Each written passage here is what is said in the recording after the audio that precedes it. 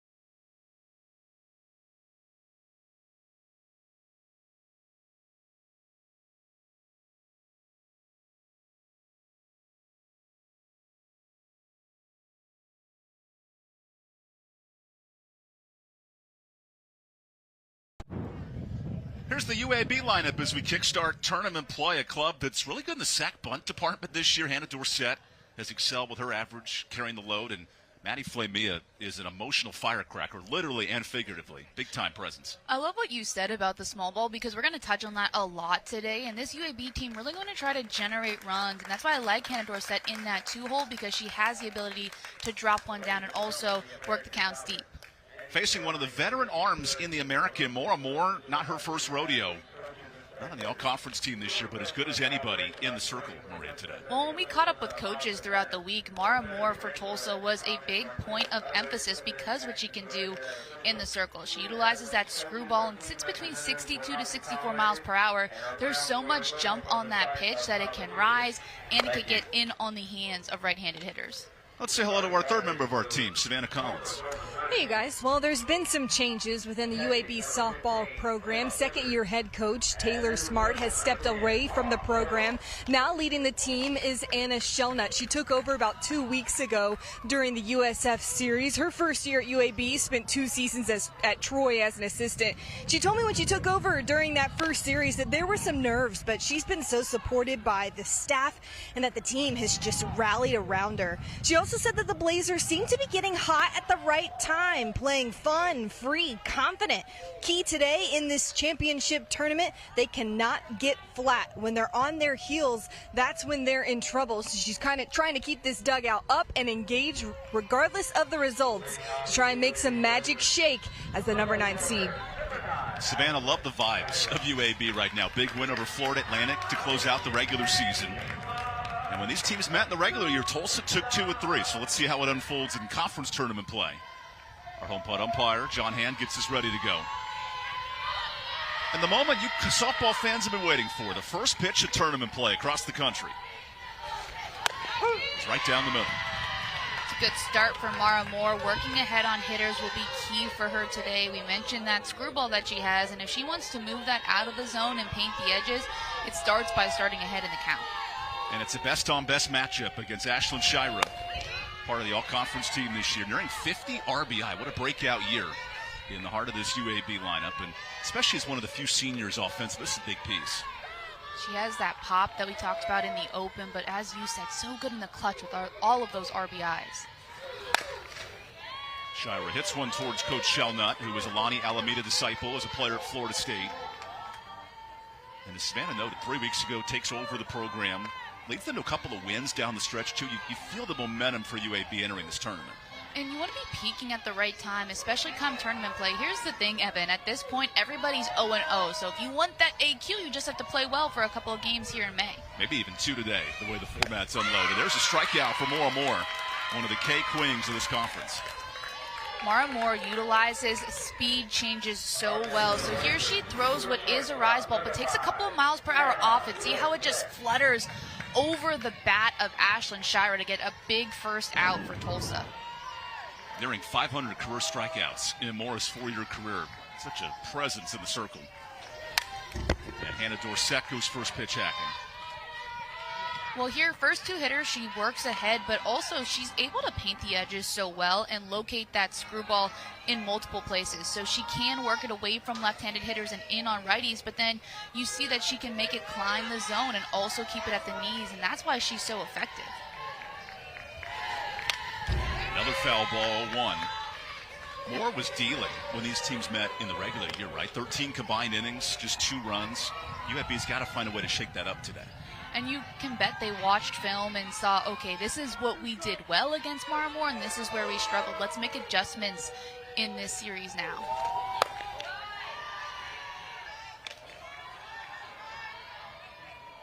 So Hannah Dorsett, one of 6 upperclassmen in Coach Shelnut's lineup today. Moore, the senior ace, goes 1-2. She's kept that pitch on the outside corner to Dorsett. So if you are Hannah Dorsett, you have to realize, okay, she's going to keep putting it there until I prove to her that I can hit it. So whether that's getting up on the plate or letting it get deeper in the zone, find a way to make contact with that pitch on the outside corner. Another 1-2 to Dorsett. They just keep spoiling good pitches. That footwork as a slap hitter comes from Hannah's upbringing. She played in the first Alabama flag football state championships a few years back. Great multi-sport athlete back in the day. I love that. A little bit of everything. Repping Truisville, Alabama. And these are the kind of at-bats you need against an ace like Mara Moore. And it's an at-bat that you want from your 2-hitter. Now, it looks like she maybe did get called out because she stepped on the line on that last pitch. So because of that, with the 2 strikes, makes contact with the white chalk line. That's strike number 3. Hannah Dorsett is out. A newer point of emphasis the last 3 years in college softball, too, and it makes the slap hitter's job even more difficult. It's incredibly difficult because when they used to teach slapping, they used to teach you to step on the line to get closer to the pitcher, and now you have to make that adjustment. It's something that young players needed to fix as they got into the college game. You see it right there, contact closest to home plate. That's why Dorsett's out. Yeah, Hannah knew it right away, too. So 2 away for Maddie Flamia, who finds her barrel, And it's tough, too, because what did I just say? We wanted Hannah Dorsett to adjust to try to reach that outside pitch, so you might climb up closer to that white chalk line, and because of that, she steps on the chalk line and ultimately results in her getting out. Maddie has a 5-game hit streak entering this tournament. As you noted, brand new weekend, UAB bats were silenced against Tulsa in the series, but had a run rule win where they dominated the second starter. Well, their biggest struggle was against Mara Moore, and so head coach Shelnut telling us, or assistant coach Shelnut telling us, hey, this is probably why they're going to throw more against us.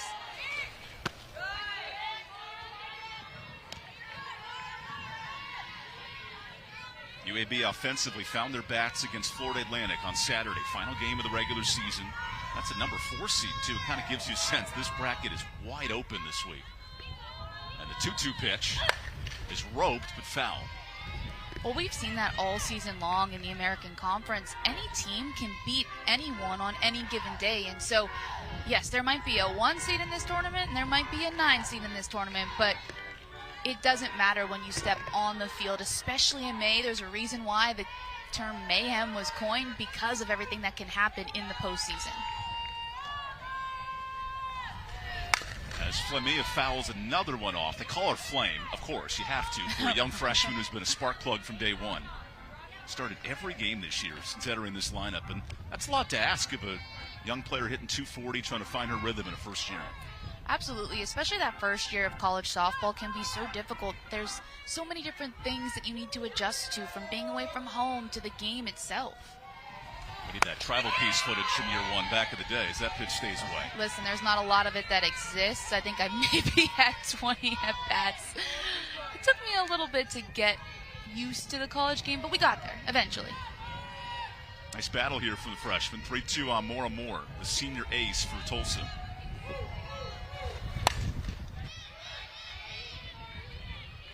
I love the at-bats from the Blazers, though, because I know 2 at-bats, 2 outs, right? But they're long at-bats. They're working pitches. They're fouling them off. And so that'll help you, maybe not necessarily in this inning, but the next time you come through, you can get your timing down against Moore.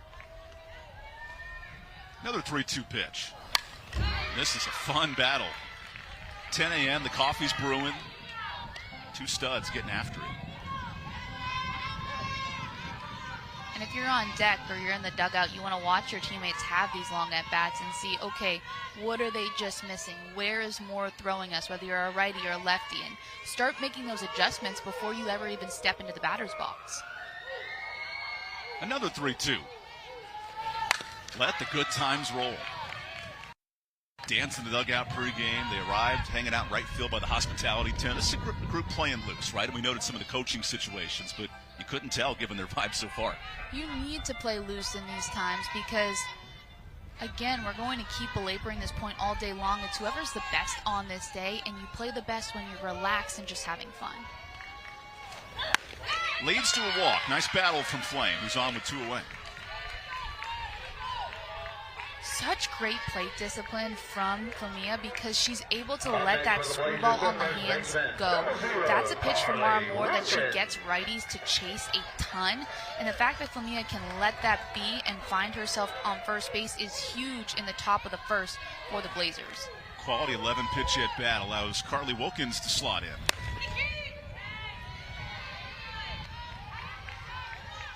This is the exact opposite of what UAB did in the regular season against Tulsa. Moore was 8-9 strikeouts a game in cruise control, but here's the middle of this UAB lineup, earning a 2-0 count to Wilkins.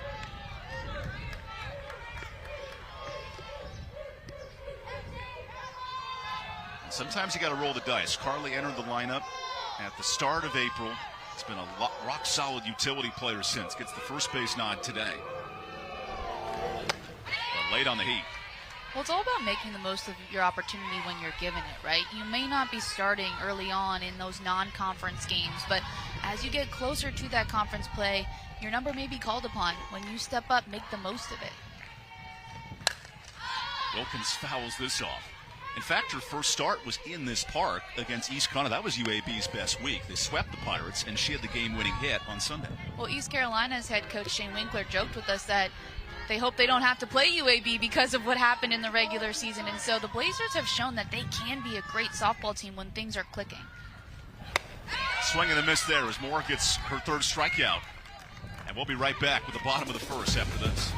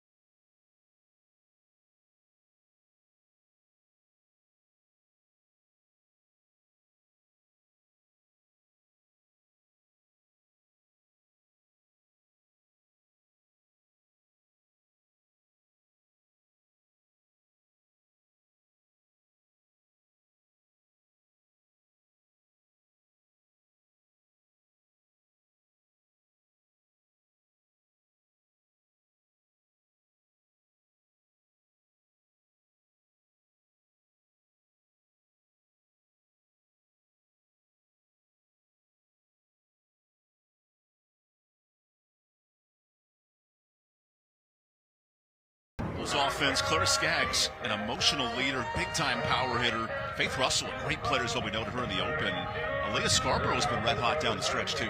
Well, there's a lot of these Tulsa hitters who are getting hot at the right time. As we said, in May, you want to have some of your best softball being played, and Clara Skaggs is somebody who's been consistent all season long. Faces the ace of the UAB staff, Olivia Cummings, the corner Alabama native. Her drop curve is really good. He's keeping these hitters off balance. Well, she's going to try to produce a lot of ground balls. You mentioned the drop curve. She'll also switch up speeds as well, and so playing a team who does have a little bit of pop at the top of the order, that's what you want to try to generate some weak contact. This is a doubles-oriented Tulsa attack. Top 20 in the country at hitting the double. There's a swing from Mackenzie Glenn right away. They call her Mac, and she is really aggressive. Moved her in the leadoff hole, the 2 spot, the 4 spot all year, just finding the right area to produce. As Cummings gives up weak contact. Here's Flamia, quick out at third.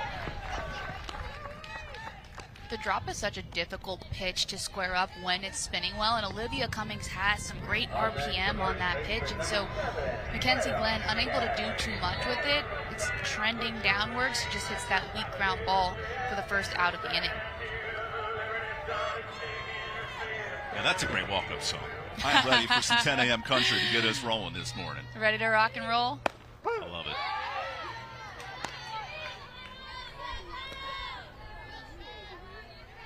Cummings has rotated back and forth. Not a true ace this year with Caitlin Russell.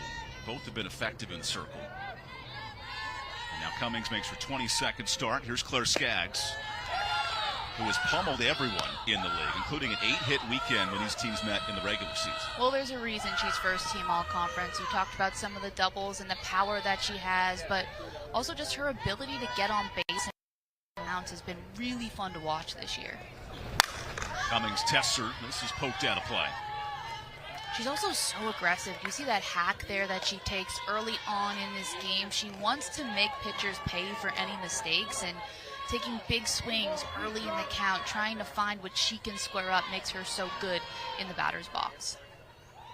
Cummings works ahead against the all-conference stud, and evens the count. Coach Strempel told us she's the heart and soul of this group, and a player in all my 20 years of coaching, I'm going to remember Clara Skaggs. That's a lot of years of coaching. That's a high compliment for somebody who's been doing this so long, and so it says a lot about who Skaggs is as a person and player. Gets the benefit of a full count here. Antonia Henderson couldn't squeeze that. Olivia Cummings trying to move inside. She's worked Skaggs away for the majority of this at bat, switching it up a bit. How about a 3-2? The sound off Clara Skaggs' bat. That is a powerful swing. You'll hear a lot of coaches talk about missing barrels. They want their pitchers to miss barrels, and Clara Skaggs' barrel isn't missing much. Even the foul ball is good, hard contact. The grad senior from Oklahoma City, the mecca of college softball, hanging around. 3 powerful swings right there. For the grad senior who broke her hand last year, got a medical red shirt late in the season. That was a big reason Tulsa had big optimism coming into the year, and Clara's lived up to it in her final campaign. Well, Coach Strempel telling us that she wants everybody to know she was safe, even though she did break her hand at third base a season ago. As any player would say. And there's why. Skaggs goes back up the middle. Nice full count at that. I love the resilience from Clara Skaggs in this at-bat. She fouls off so many pitches, and, you know, that's just a bloop hit into center field, but that's all that the Golden Hurricane need in this instance. They need base runners, and so just doing her job in that 2-hole to find her way 60 feet down the line. More country for you, Evan. Yeah, you had me sold at softball at 10 a.m. You had this country playlist, and we're ready to roll. Emma Vickery, who recovered from a shoulder surgery last year, back in the lineup, big-time catcher in her redshirt junior year. Hits one to Cummings. There's one. Dorsett turns it. This American Conference, teams can turn double plays better than anybody. And a nice start here in the first. I love some good defense. Cummings gets this ball quickly, so she knows she's going to her shortstop, Hannah Dorsett.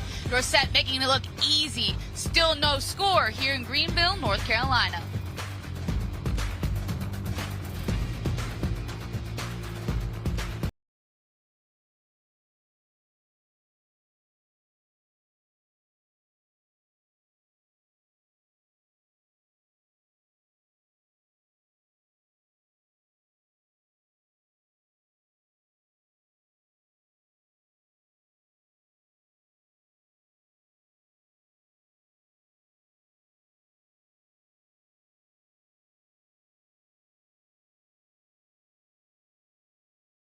Is where success is earned, never given.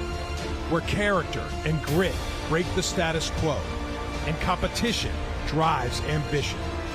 Ignited by innovation, united by mission, bold in service. It is set in stone. One footprint, 15 world-class institutions, one conference. This is the American, built to rise. Season 2 of Athletes Unlimited Softball League. Loading 6 teams take the field in their home markets. Each stacked with a lineup worthy of the spotlight. The AUSL on ESPN. This is legendary. Second inning here, the American Conference Championships. More and more, the 4-year veteran did not make the all-conference team, but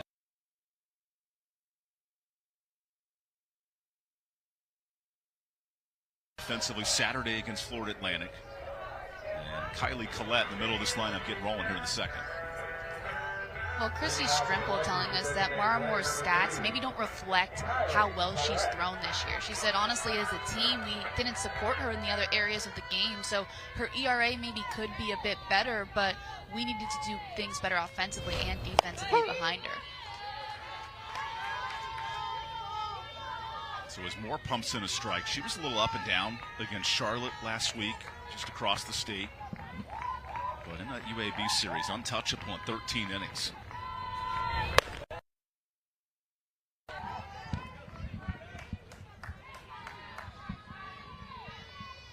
Moore twice has been on the preseason Player of the Year watch list, but unable to crack that list. And to your point, run support has been a bugaboo for Moore in some of her starts.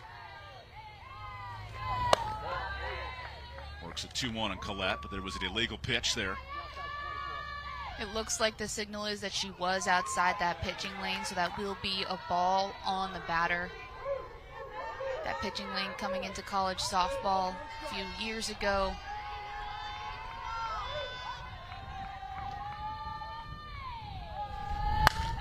Stays in the zone there and a pop-up. Nice coverage from Cole. One away. Those high pop-ups that are routine are some of the scariest ones in softball. Macy Cole over at third base doing a good job to get underneath it early.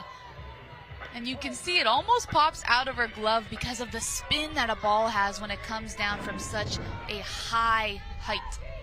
Yeah, the senior trusted her instincts there. That net gets pretty close.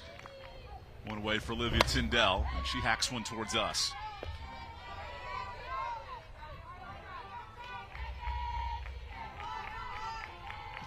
Another freshman in UAB's lineup entered the starting role April 11th, right around the time that Coach Shelnut took over the program, and you're seeing the success down the stretch.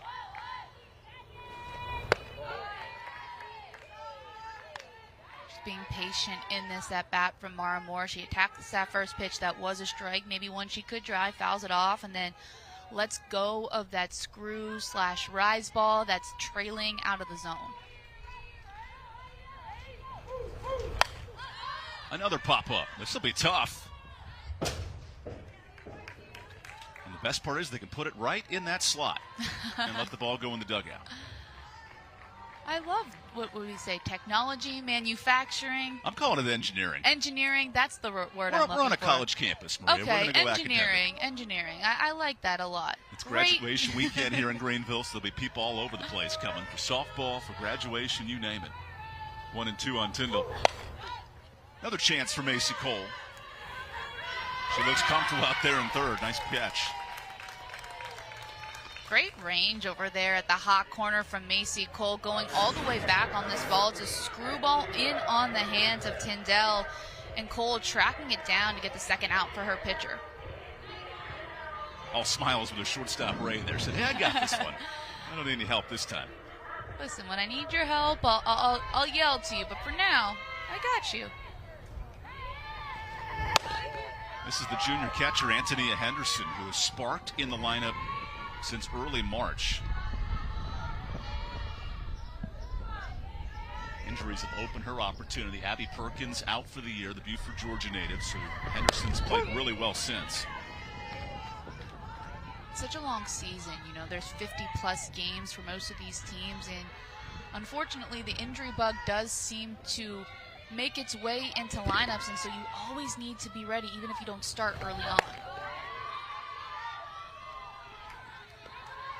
Henderson, to her credit, Birmingham kid, right? So homegrown, waiting for an opportunity, 2-year reserve, more or less, played just 30 games, but this year has shined in conference play.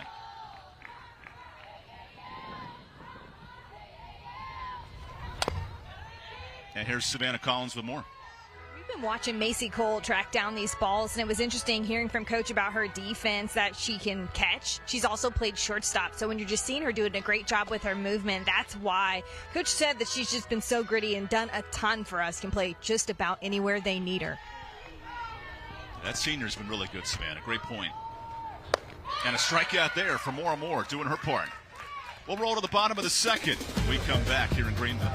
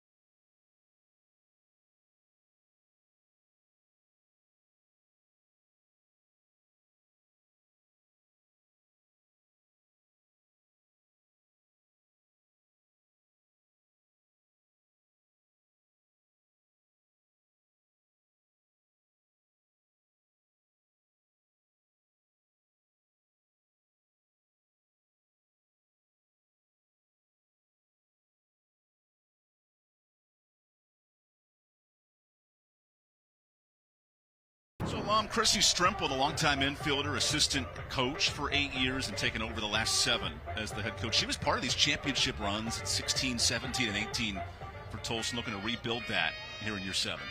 And we've seen some sparks of Tulsa having success, especially this season. We've talked so much about Mara Moore and Chrissy Strimple just trying to get them back to that dominance that they once had. I know you and I were talking before this broadcast, Evan, back when I played, just how good they were. Like, that was a team you wanted to schedule to help your RPI, and Chrissy Strimple trying to get back to that for the Golden Hurricane. And let's not forget Chris, as a senior, hit 10 home runs for Tulsa. That was a program record at the time. Now she's got some big boppers like Faith Russell and Aaliyah Scarborough to kickstart the second.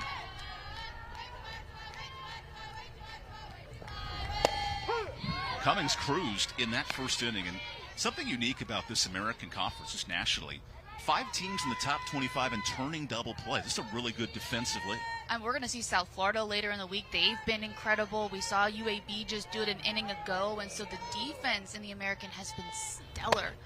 Not only infield-wise, but the women patrolling the grass as well. It's been exciting to watch. This is the Department of Defense. If you like good fielding leagues, this is the place to be.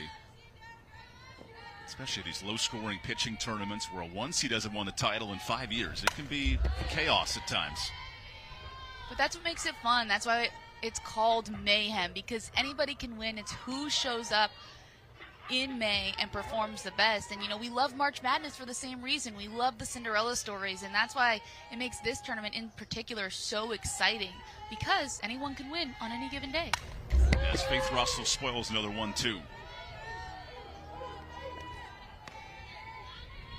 They have the top seed in South Florida, who dropped a series coming into the tournament, right? So everyone's kind of finding their way through it. 6 losses for Wichita and South Florida. No one rolled through this league. It is wide open. That's hard hit to third. Easy play for Flamia. Well, you saw South Florida come into their series against Tulsa cruising, right? And the Golden Hurricane take 2 games from them. And so I think it's so interesting to watch just the way that there's been so much parity throughout every single team in this conference. And I think it gives confidence to even the lower seeds, like, hey, we can win a couple games this week and maybe get that AQ. Scarborough watches a strike in a league where South Florida is positioned RPI-wise to be in a good spot. Wichita on the bubble, right? You want to see these teams finish strong and help their case for Selection Sunday. As the DP mashes one out of play. I love that hack from Aaliyah Scarborough, just taking aggressive cuts early in this game. And we just talked about RPI, Evan, and you see it right there. South Florida in the 30s, as you said. I think if they win their semifinal game and get into the champ game, they have a good shot. Wow, Scarborough's wasted no time. And let's not sleep on Florida Atlantic, right? 2 straight tournament appearances. They have a team with a great out-of-conference resume that is a 4 seed, could get hot on the week. And they've been so dominant in the American the last 2 years, not winning the tournament, because as you said, the 1 seed hasn't won in 5 years, but getting those at-large bids into the NCAA tournament. And so, again, who goes on a run at the right time? Autumn Courtney was an All-American a season ago, and so you can't overlook that Owls team either. Yeah, Autumn will be back in the circle most likely tomorrow for Florida Atlantic. And that pitch down to Amber Turner. And you wonder, too, if you're head coach Jordan Clark, are you using some of that reverse psychology? Like, hey, in the past, we got the at-large bid. Now we're a lower seed. Can we get the AQ? Then you have the host side in ECU, their highest finish in the regular season in the league. And they, of course, beat South Florida and Wichita. Like, that's what makes the spider webs of this conference so fascinating. And it's all going to be matchup-based, too. Like, do you get the right matchup for your team? ECU having one of their best finishes in league play, but also a completely different team than they were a season ago. Last year, they had all the power numbers. This year, they have the pitching. And so, do the pitchers do well in a matchup, or do the hitters do well in a matchup? And these coaches, throughout the week, trying to figure out who matches up best against who to make sure they have the best 9 on the field to help them advance. What we know for sure is Charlotte's waiting in the wings at 4 o'clock, give or take, to see who plays next. Charlotte was in an interesting tie with Florida Atlantic and North Texas, and the tiebreakers all break down. But Coach Brialt's club, they're waiting in the wings to see who they play later. Talk about another team who had some success early on, beating ranked opponents and then stumbling a little bit in conference play, but trying to get back to the success that they had at the beginning of the season. Yeah, 4 ACC wins for Charlotte. They were great out of conference. As Turner smacks one foul, the sophomore from Bentonville, Arkansas. Even Tulsa went toe-to-toe with top 10 Nebraska on their home field earlier this year, right? This league has always tested itself. And you're seeing the fruits of the labor here at the start of May. I love the way that this league schedules non-conference games as well. East Carolina beats Duke earlier this year. Wichita State beats Oklahoma State, right? There's some signature wins for the league.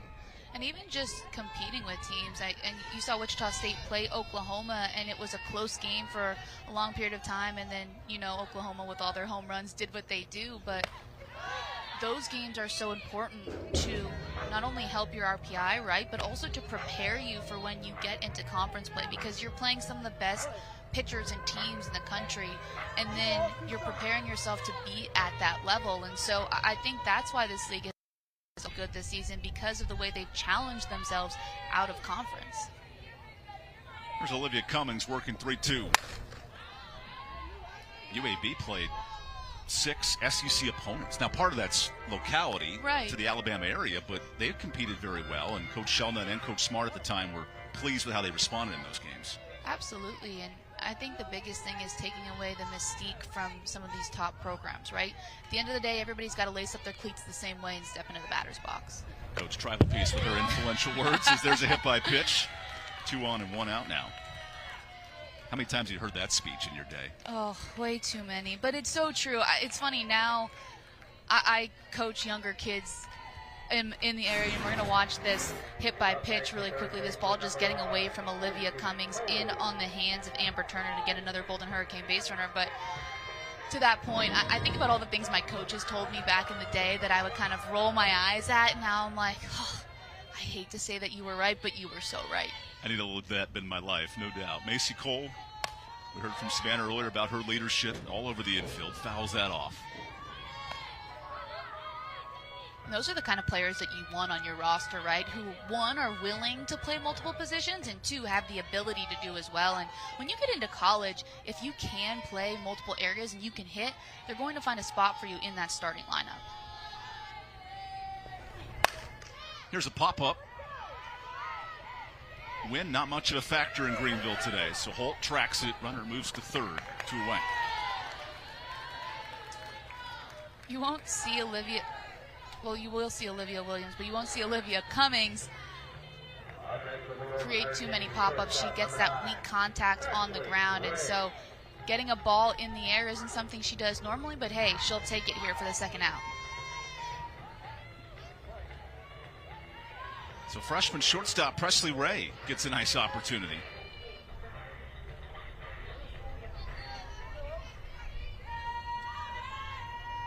Into slap mode and attack. Almost hit our cam up out there. He has some quick feet to avoid that. You need athleticism everywhere. We said Macy Cole, so athletic all over the field. You need to be athletic in the stands if you're operating a camera, all of it. The good thing is we have a window here in front of us, Evan, so we don't need to be too athletic. At least hopefully not. I'll keep my hands in my pockets then. Won't have to be ready for it. 2-out chance for Ray, who's been Tulsa's best hitter with 2 outs this year, hitting close to .310. In the game notes, Tulsa noted really good 2-out hitting has sparked their run down the stretch. And that's one of the hardest parts of this game, right? You can be a phenomenal hitter when the lights aren't on, right? But can you get the big hit in the moment where your team needs you to push some runs across the board? Good swing there. Ray had a game-winning hit at Charlotte in Game 2 of that series. Now, the third game, they got run rule, but seeding was already set for Tulsa.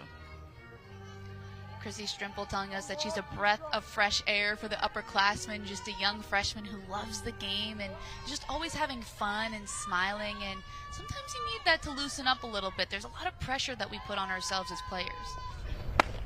Cummings just misses there. That's a great miss, especially in that count. Cummings painting the corner, and you don't want to leave it over the plate, especially against a hitter like Presley Ray, who has been so good in the clutch. And so finding that location is what you want to do if you're in the circle. How about the 2-2? Now an easy advancement to second.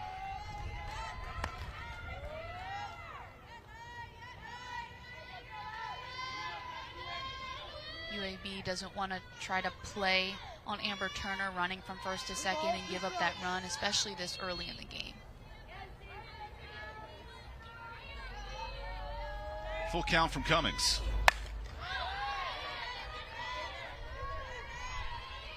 There have been some long at-bats already in this tournament. We're game 1 of a 10-game marathon week. It's a credit to the pitchers, though, in the way that they've been spinning the ball, right? These hitters aren't able to barrel up anything because of the way that the ball is moving. Another payoff. Fisted. Banana ball. Nope, no catch for Henderson there. I can see Jesse Cole now in his yellow suit walking around the park somewhere. That would definitely bring some entertainment here to Mayhem. I think we might have to bring him next year just to maybe do some fan engagement and interaction. Max R. Joyner Stadium's hosted Little League World Series, hosted the AUSL. Always something happening here. And a strikeout for Cummings. Repping her UAB squad out of trouble. Through 2. Neither team able to get the offense going, and Cummings doing her part in the circle with a big K. Olivia Cummings, movement on that pitch. No score here.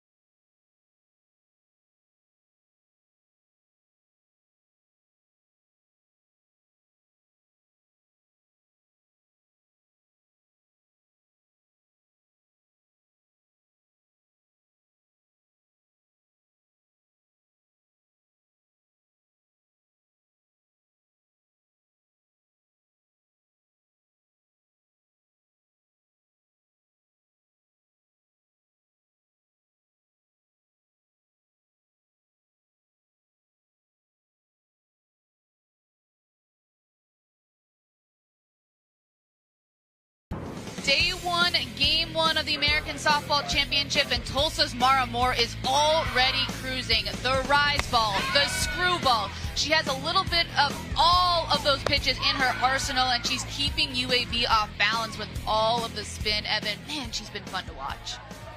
That's why Moore's been one of the best arms in this league over the last 4 years, and here she goes in her final tournament in the American.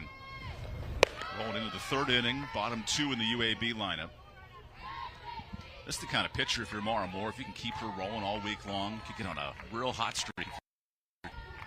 You want to limit her pitch count, limit the innings she throws.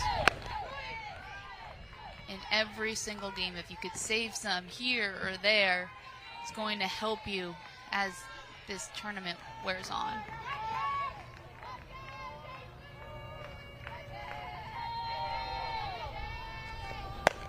J.C. Holt takes strike one.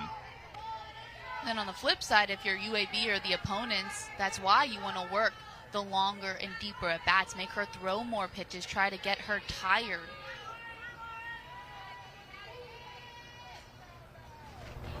Maryland Eastern Shore native takes 3-1. Good transfers come in right away and has become a mainstay starter from day one as well. Hits now in 4 of her last 5 games. Love to see that from the senior center fielder.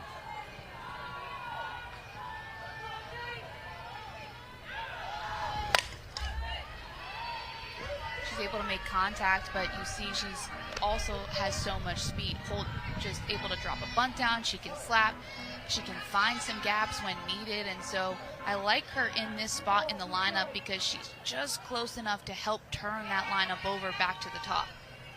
And I love Holt's game face. She looks ready to rock and roll against Mara Moore. Fighting pitches off. Garcia chasing, just out of space. See, if there was enough space over there in left field, Madison Garcia probably would have done a backflip and then caught that ball. We've seen her make so many phenomenal defensive plays for the Golden Hurricane out there in the outfield. An exciting player to watch. Hopefully we'll get a chance to see her do some of that today. How about pitch 46? Garcia gets a chance here. Turns, makes a play. We'll see how the week unfolds, but this park can be hitter-friendly when the wind blows out. Today, it's very pitcher-friendly early. Well, I talked to Anna Shellnut yesterday, and she said when she was hitting her team fly balls and they were taking some BP on the field, that the ball was staying in the ballpark. She said, I want to try to get our hitters to keep the ball on the ground tomorrow because I don't think we're going to be able to elevate it out of the park. Let's see how Charlie Bennett approaches that. One of 3 freshmen starting for Coach Shellnut. Watches a strike. That pitch from Mara Moore is so difficult to hit. It's already in on the hands, but it's moving even more so. So even if you swing at that, there's no way you get a barrel to it.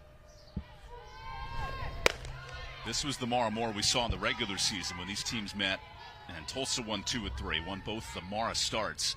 Look at those walk numbers for Charlie. Not just top 5 in the league, 3rd in program history in UAB. Really good patience. Life's all about your virtues, and when you're using them well, like patience, it can help. Especially with the way that Mara Moore pitches, right? Because she's a strikeout arm, so she's going to throw a lot more, and that's why we've seen her pitch count climb already early in this game. But if you're patient, if you hit your spots, if you're not trying to get somebody out right away, it'll pay off in the end. Swing and a miss. 5 Ks for Moore with that rise ball getting involved. And it's hard to decipher if you're a hitter between the screwball and the rise ball because the way that you throw that pitch, it spins very similarly. So you might think it's coming in on your hands, but instead it jumps at the last second. No way you're making contact with that pitch. Rinse, wash, and repeat. 5 Ks through 9 hitters. And Shira, who was good as anybody in this conference down the stretch, now hits with 2 outs. So my question for UAB is, how do you make adjustments now, second time through the lineup? You've seen what Mara Moore can throw at you. Fix what you did from at bat 1 to at bat 2. Here's at bat 2, crushing one foul. Ashlyn Shira getting on top of the rise ball on that one, so you know that that ball is trailing upwards. If you're going to swing at it, your hands have to be high in the zone, and Shira, even though she fouls that off, keeps her hands nice and high instead of swinging underneath that pitch. Shira hopes she can have real estate in paradise down at Boca. 2 grand slams this weekend before the conference tournament on the all-conference team, and of course the player of the week team too. Anna Shellnut saying she thinks that it maybe broke a palm tree on one of those home runs. We'll have to follow up with our friends at Florida Atlantic to confirm if that's true or not. That is vintage Boca Raton. Palm trees and good times. Now a hitter's count for Shira. Mara Moore going to that changeup. We haven't seen her throw that yet, taking about 12 miles per hour off of it, but I like that idea, especially second time through the order to Ashlyn Shira. So the 3-1. There's a walk, and Shira gets on. Second base runner to reach today for the Blazers. That's not necessarily a bad walk for Mara Moore. We've talked so much about how hot Ashlyn Shira has been, and so you have 2 outs. You don't necessarily want to put runners on base, but now you can work against hitters who maybe don't have quite as much pop as Shira does.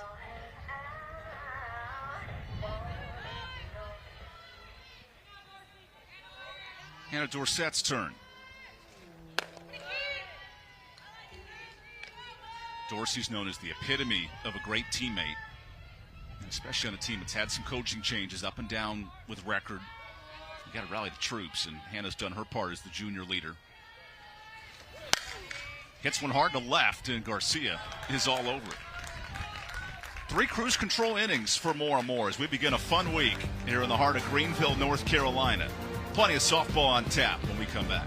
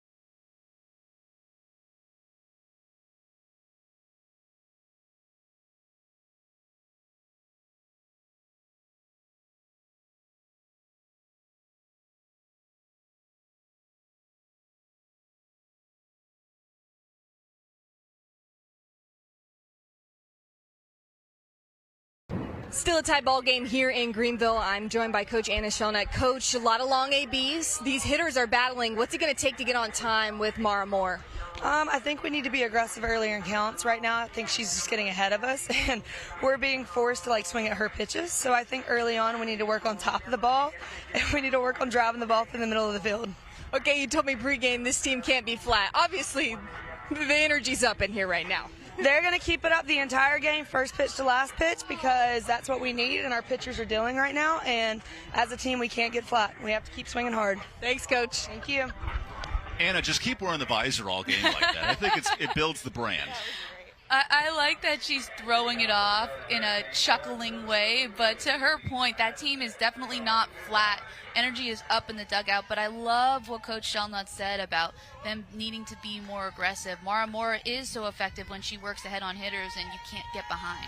Last 3 weeks, Anna's taken over running the program for Coach Taylor Smart, who was dismissed from the team, and it has opened some opportunities for UAB. And now Madison Garcia was the talk of the town last inning. Couple of balls her way. Hits out of the 9 spot here, so top of the lineup coming. And Cummings gives up weak contact. Easy out.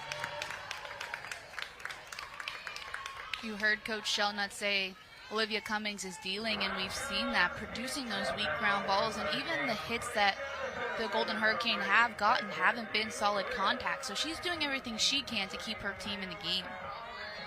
Olivia's mom, Andrea, was a UAB alum, and she loves hunting and fishing with her dad. I love those family connections. Living just outside the Birmingham area. I love that. So we were beating to the country music pregame. I bet Olivia's having a blast with some of that, absolutely. Too. That's one of my favorite things to see is what people choose as walk-up songs. I didn't hear what Olivia Cummings' pitching song was when she stepped into the circle, but we'll have to circle back and find out and see if she was bumping with some country. I like the pun, too. You're on point here early, Maria. As Glenn fights one off at the top of the lineup. It's game 1. I don't know if I'll be as witty by game 4, but we're going to start off as strong as we can, Evan. Yeah, single elimination tournament, so it does amp up, but these are full days of softball. 4 today, 2 tomorrow, 2 Friday, and then championship Saturday on E2. Cummings works quick here on Glenn and gets a K. Nice work from the lefty. You won't see too many strikeouts from Olivia Cummings because, like we said, likes that weak contact. But here she goes to the curveball away from the left-handed hitter, Mackenzie Glenn gets her to swing and miss.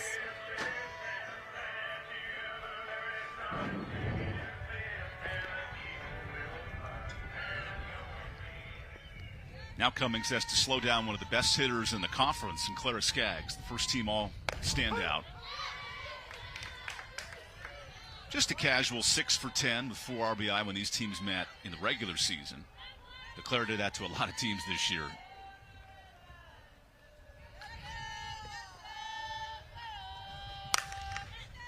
Tough play at short. Dorsett shows off the arm.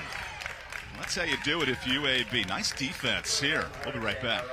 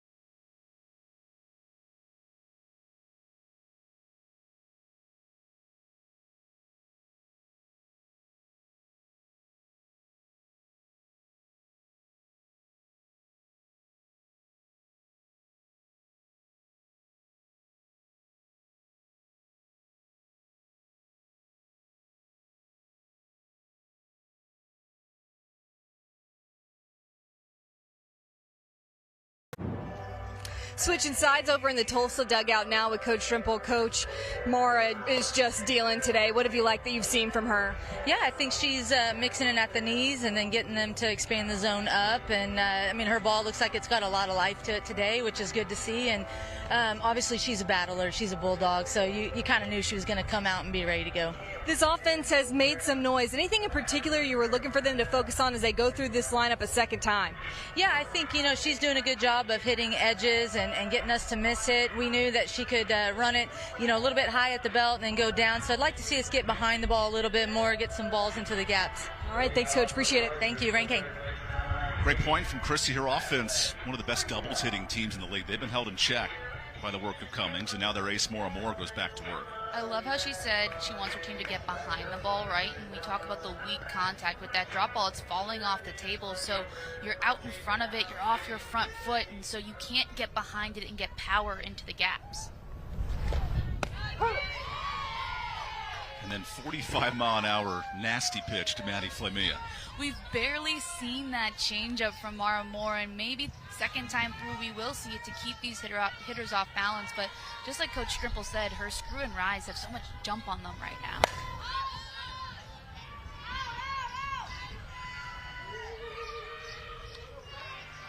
Kinsey Woody is the standout all-freshman right player of the year, but in terms of this freshman class, UAB is loaded up with some young talent, including Flamia, who started from day one in that 3-hole. It's the young players in the American who have been making some noise. We'll see a lot of young arms as well in the circle throughout the week. And I think it's exciting for this league, right? When you have so much young talent about what these teams and what this conference can be moving forward. Yeah, Ann Long, Julia Apostolakis are the young pitchers we're going to see the next couple of days, all freshmen or sophomore.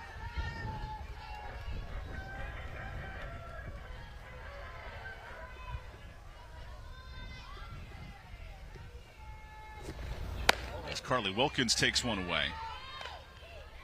The fun part this time of year is half the programs are done with finals, half are not. Tulsa's kind of on the front. Finals coming up this week, and talking to Coach Trimple about studying and mixing the balance in was fascinating. And it's so tough. I remember as a player that being one of the most difficult parts about conference tournament time, because you're trying to fight to keep your season alive and make it into the big dance. And, oh, by the way, you have a math final or a psych final as soon as you get back on campus. Here's a pop-up. My favorite class was earthquakes in California. We studied geological fault lines. Shout out the West Coast, where we had earthquakes every 5 seconds in California growing up. See, as an East Coaster, I hope I never have to experience an earthquake, because that scares me to no end. So you are a lot braver than I am, Evan, for braving the West Coast for most of your life. I'll stay over here on the East Coast. I guess I'm in the middle of the country now, being in Texas, but still. And now I live in North Carolina, which is hurricane and rain country. We got everything in this part of the world. There's strike one. And we have the golden hurricane here right now. Impressive. See, I'm trying to be witty early on. Hey, it's 11 a.m. There's only 3 conference tournaments going on right now, so we appreciate you guys choosing us in the American. Especially a game like this. I know we're going to talk a lot about power and pop and how exciting that is, but I love a good old school pitchers duel. Olivia Cummings for UAB, Mara Moore duking it out right here, trying to keep their seasons alive. Kylie Collette tries to ruin that pitcher's duel and works a 2-1 count. But I love, too, regular season, there were 3 run rule games in this series, and now when it really matters, it's pitching and outs and double play defense. There's just a tad more pressure, right? And every single pitch matters. And so you can see how intense it's getting. That's why maybe hitters are a little tight right now. There's a touch of the bat. Good turn at second, just late from Russell there. Way to play Dance Dance Revolution to find the base, but made it happen. The smart play up the middle by Faith Russell. This a slow hit ball off the bat. Fields it, make sure she gets at least 1 out, tries for the double play, but the key there is to make sure you get the lead runner.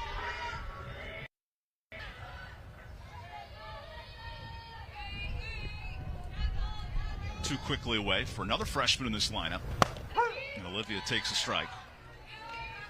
Well, UAB noted, we saw the interview a moment ago, trying to be aggressive early, but Moore has kept these hitters off balance. She's starting ahead, and so when she does that, she can play with you later on in the count. Like that, 0-2. And I think Chrissy Strimple makes a great point in that Mara is getting those pitches at the knees. You see she starts with that strike call right at the knees, and then she's able to work up in the zone with a ball that's jumping a ton right now.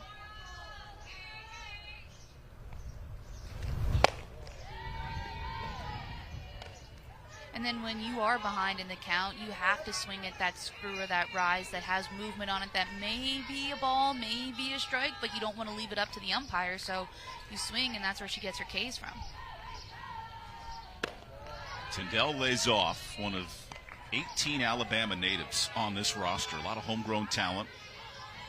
And the staff that's been intentional with big-time freshmen like Tyndall playing right away. You're seeing the future of UAB softball. In a battle against a savvy senior, Amara Moore.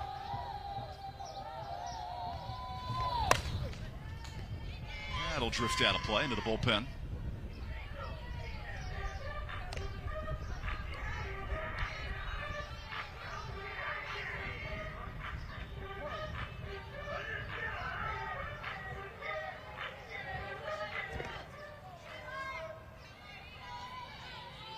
Pitch 74 from Moore. Leads to a 6th strikeout. And a nasty change of speeds there to end the inning. We've talked about the screwball and the rise ball, but Mara Moore says, here's my changeup. It can strike you out as well.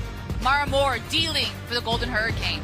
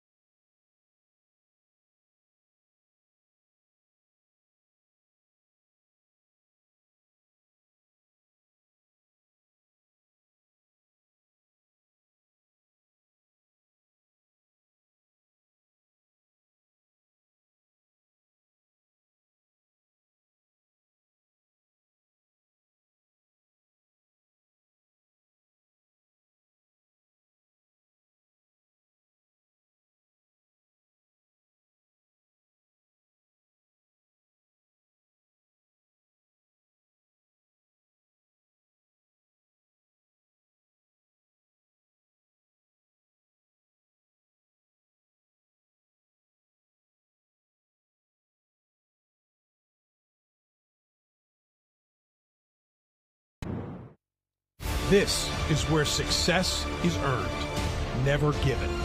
Where character and grit break the status quo, and competition drives ambition.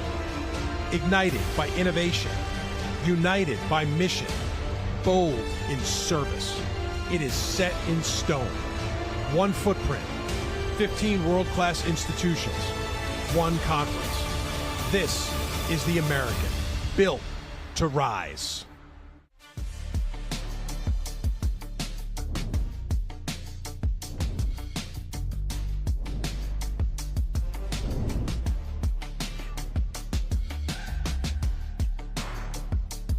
The start of the best month of the year begins, and here's what's on the line. National championships, Oklahoma, of course, Patty Gasso's program, always elite. But Texas joined the party a year ago, and it gives you a sense, Marie, if you want to be among the best, you got to play well this month, this time of year. You have to get hot in May. You have to lean into what is the mayhem and know that things will get a little bit crazy, but that's what makes this sport so fun. And this time of year, the most exciting time of the year. And we're in the first conference tournaments of the day. First round coverage, single elimination in the American. 9 versus 8. Winner gets Charlotte later today.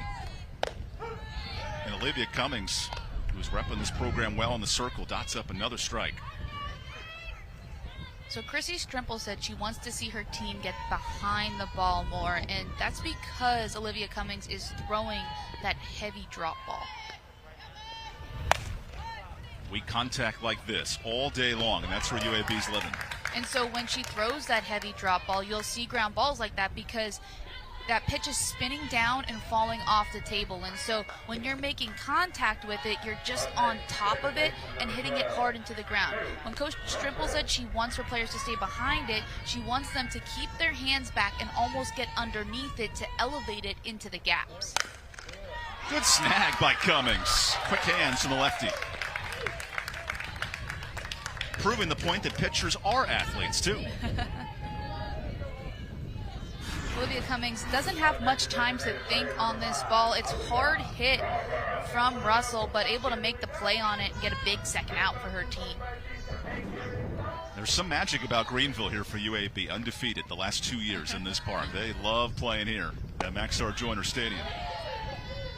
And it's funny, if you're a coach, you're thinking of every possible way to amp your team up and get them in the right mindset. I would be belaboring that point if I was Anna Shelnut, like, hey, we win here in Greenville. That is a hit by pitch. It missed the hands, so Scarborough's on with 2 away. Yeah, just 8 conference wins for UAB, but they have 3 big ones here against ECU this year. This rise ball getting away from Olivia Cummings, just going up and in on the hands of Aaliyah Scarborough, and Tulsa will take it. They need base runners here in this game, just trying to generate any kind of offense that they can. Now Coach Shelnut confirming if she can get help from the other umpires to see if that hit the hand or the barrel. And if not, she is allowed to challenge this too, so you can get the initial thought first. It looks like they're going to keep the call on the field saying it did hit Aaliyah Scarborough's hand, and so won't even go to the challenge here on this one. But I like the idea from Anna Shelnut, just get some clarification. Every base runner matters in these moments when it's such a tight game and both offenses are struggling to put runs on the board. You get 2 challenges to work with, so you have to use them at the right time, certainly. Amber Turner, who's been playing her best ball late. She's a right fielder, a catcher, a super utility kid. 4 weeks without a strikeout coming into the tournament. Just hit the ball really well for the sophomore.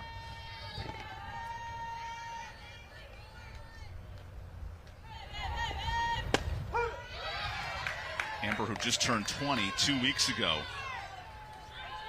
and has been a star here recently.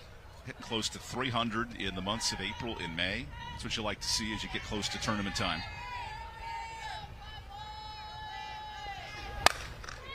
And powers one out of play towards Savannah.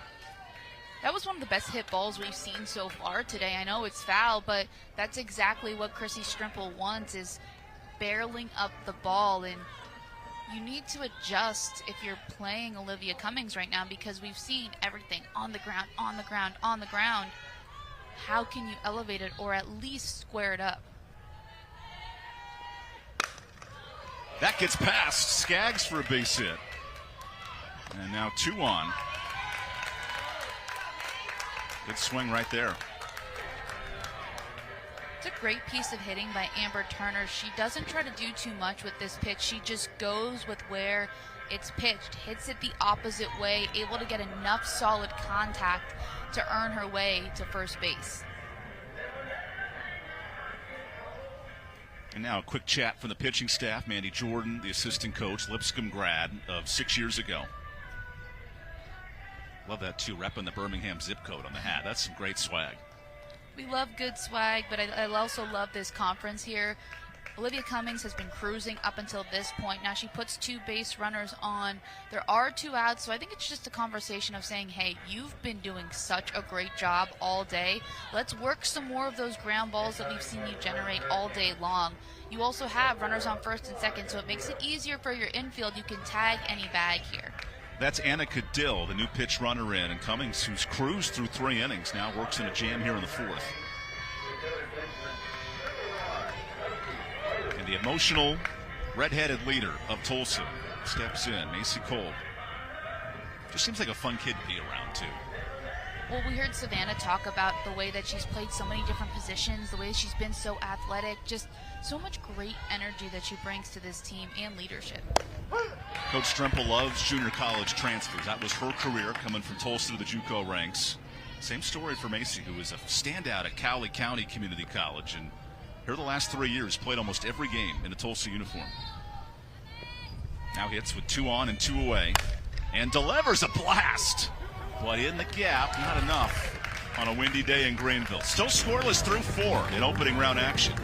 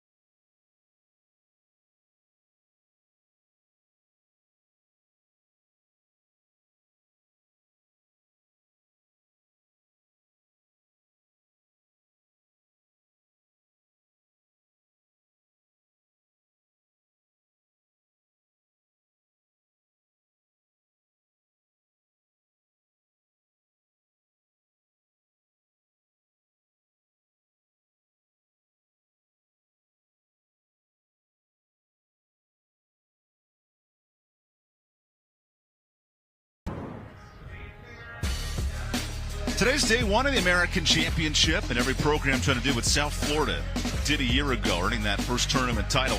Now, Tulsa has the history of 10 years past, right? 3 straight championships. But we noted, Maria, for a 1 seed, you have to go back to 2022 when the tournament was in this park. So it's wide open entering the week. And I think that's what makes it so exciting, right? Because you can't assume anyone's going to win, and I think it gives you hope if you're a lower seed, and it adds some pressure if you're one of those top seeds. But I think that's why you play the game, and it's all those cliches that coaches tell you all the time, but I think it makes this time of year so much more fun because everybody's playing a little bit harder, a little bit more intense. It all starts with the Birmingham native, Antonia Henderson, repping her hometown and working a first pitch ball. Mara Moore is about as dialed in as she's ever been in a Tulsa uniform. And Moore's good. This Tulsa team, we noted, beat South Florida, challenged every team in the league with a win. It's all led by their senior ace.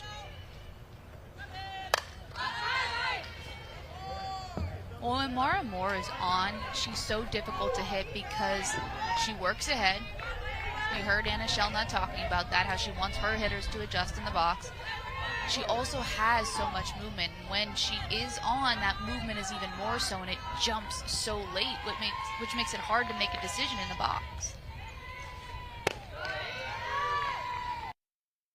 And it's a double-edged sword, right? Because you can be more aggressive and try to swing at the first good thing you see, but then Moore can adjust and start off with pitches that are more outside of the zone, and so making adjustments against her is incredibly difficult as well. Antonia lifts one deep left. The scoring has started here in Greenville.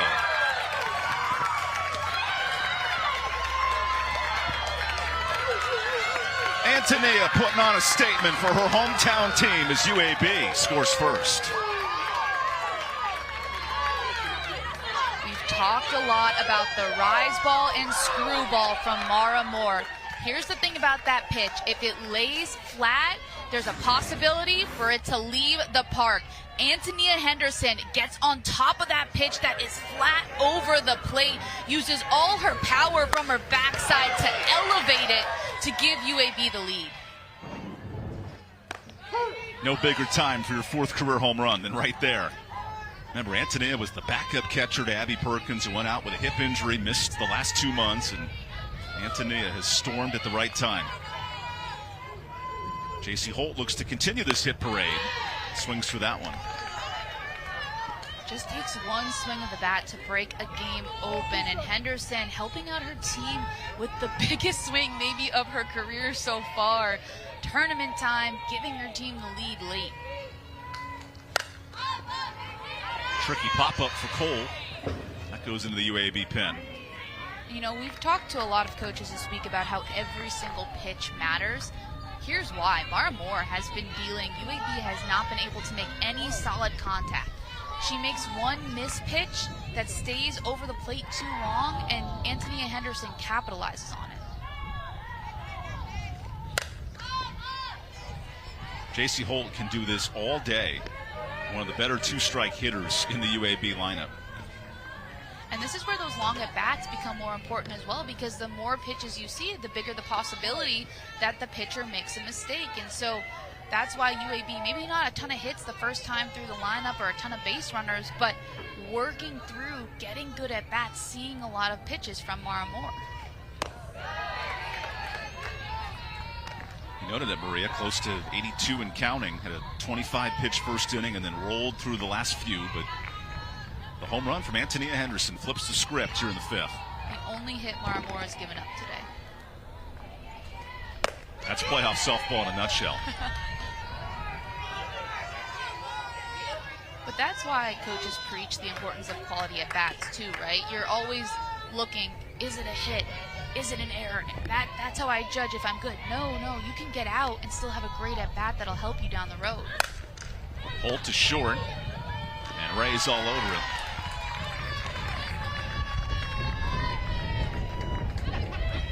A great response there from Moore and the Golden Hurricane, though, going back to what she does best, trying to find ways to locate her pitches and get the next out.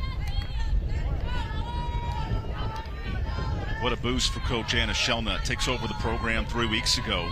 Nice win over Florida Atlantic to end the year, too, right? Momentum is important this time here to avoid that 10 seed. And UAB with some life. Here's a bunt. Back to Moore. No problem for the pitcher.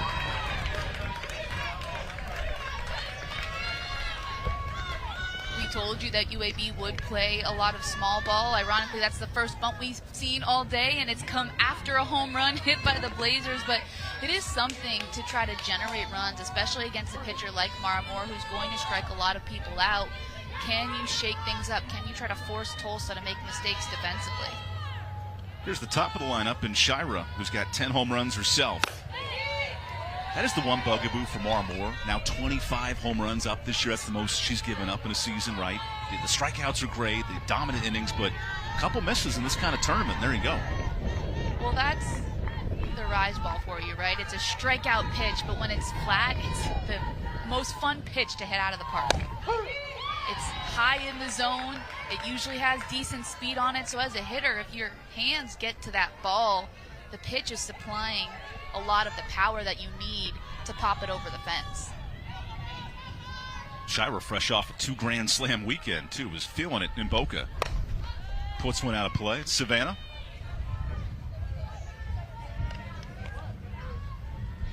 Well, I'm hanging out here down in the UAB bullpen, and I know we talked about the spirit of this team all day long, and Kylie Collette came down to this group and said, hey, when can you come to the dugout so we can sound and be louder? So this team is consciously trying to rattle this Tulsa defense and try and get something going here off of that home run.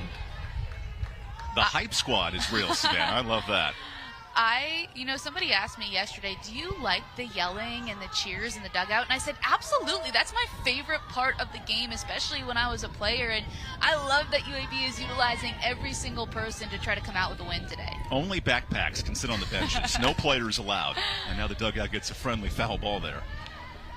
And I know as a player, too, those were one of the most difficult teams to play, who had the loud bench, who had the loud dugout. And I think it also shows the camaraderie of this team trying to come together after different coaching changes and maybe some ups and downs throughout the season.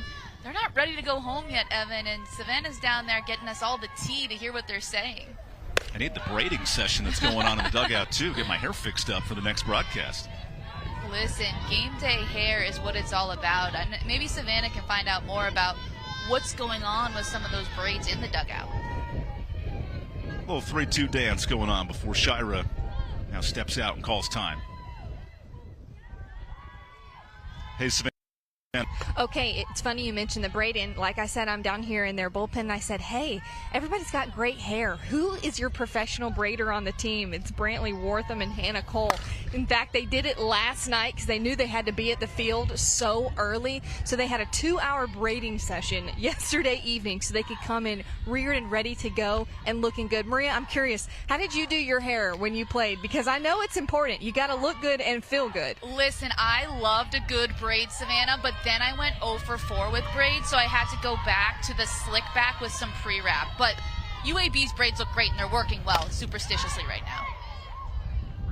The hair game's on point, and the home run game's pretty good, too. And you got to love that. I love, too, they're braiding each other's hair in between innings in the dugout. I think I love the dedication to do it the night before. Like, that is getting prepared. You know game day hair is such a huge part of softball.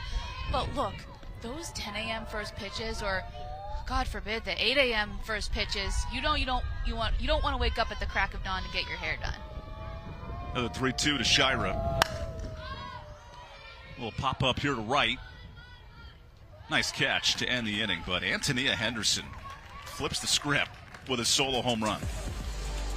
Blazers didn't have a hit in the game until Antonia Henderson says, I have one for you, and it's a bomb over the left field wall to give the Blazers a 1-0 lead.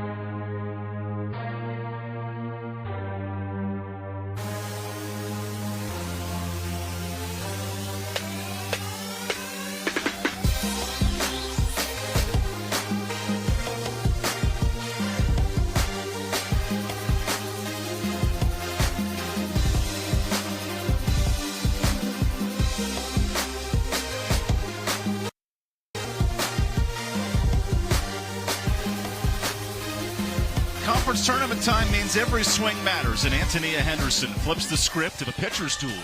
Her solo shot in the fifth gives UAB, who lost the regular season series to Tulsa, it's a much-needed life, and Olivia Cummings gives up a leadoff single to Presley Ray.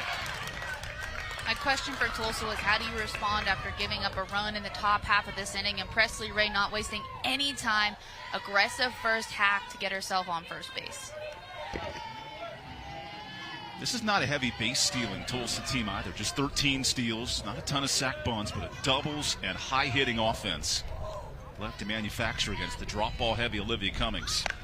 Well, there's a bunt, going old school. A nice bang-bang play for the first out. That's a huge play from Madeline Flamia over at third base. So much speed from Madison Garcia, and she placed that bunt exactly where she needed to. Flamia is so aggressive, getting ready for Garcia to square, and makes a big play. The two best hitters in this Tulsa lineup get a huge opportunity. Glenn and Skaggs coming up. Now, Cummings has danced in and out of trouble all day long because of her solid defense. Well, that's the kind of pitcher she is. She's going to rely on her defense. She gets the ground balls, she spots the ball, and the Blazers have stepped up behind her. It's interesting because it's the strikeout pitcher in Mara Moore versus the ground ball getter in Olivia Cummings, and both can be effective if you know as a team how you can help your pitcher and what they need from you. Coach Strempel loves the cerebral nature of Glenn. That's why she's in the leadoff spot. Works really good at bats. But chases out of the zone. 2 away. The lefty-on-lefty curveball is so difficult to hit. You see Olivia Cummings start that over the plate, and it keeps falling away from Glenn. Can't get a piece of that great pitch with some pretty movement from Olivia Cummings. Winner of this game takes on Charlotte around 4 o'clock, and there's Tulsa searching for a tie with one swing. That's fouled away.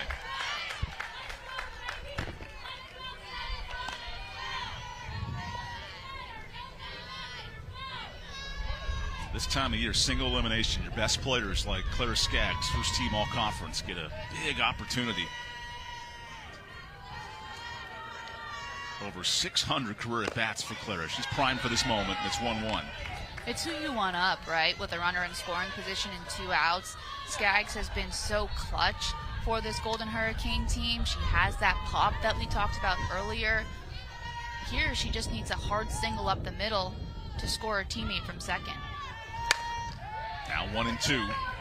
Obviously, if you're Tulsa, you'll take something bigger than that as well. But in this situation, you know that your job is to score Ray, who's standing over there at 2. And so what do you need to do as a hitter to situationally step up?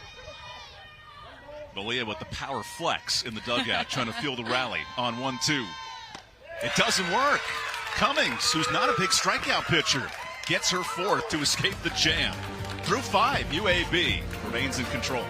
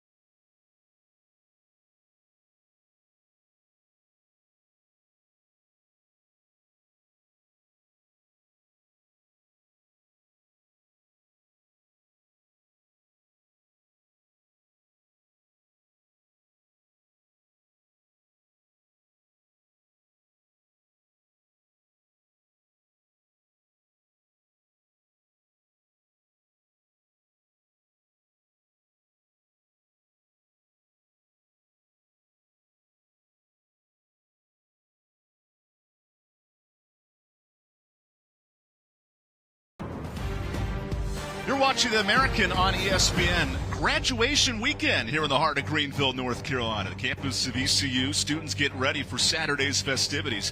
Man, any of those kind of strobe lights in our booth to make the pictures look good. Oh, right? We do have some great lighting up here.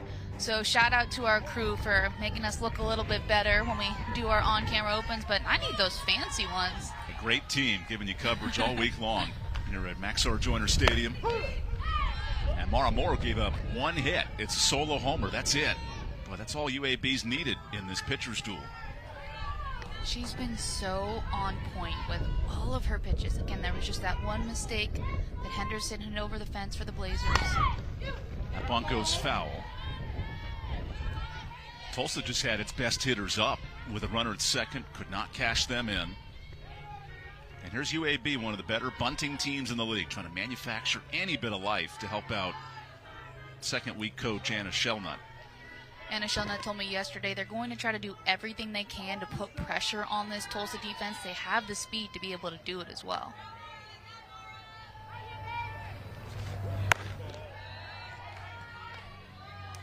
But, you know, Tulsa's ready for it. You see the way that their infield is pulled in, especially on some of these slap hitters for the Blazers.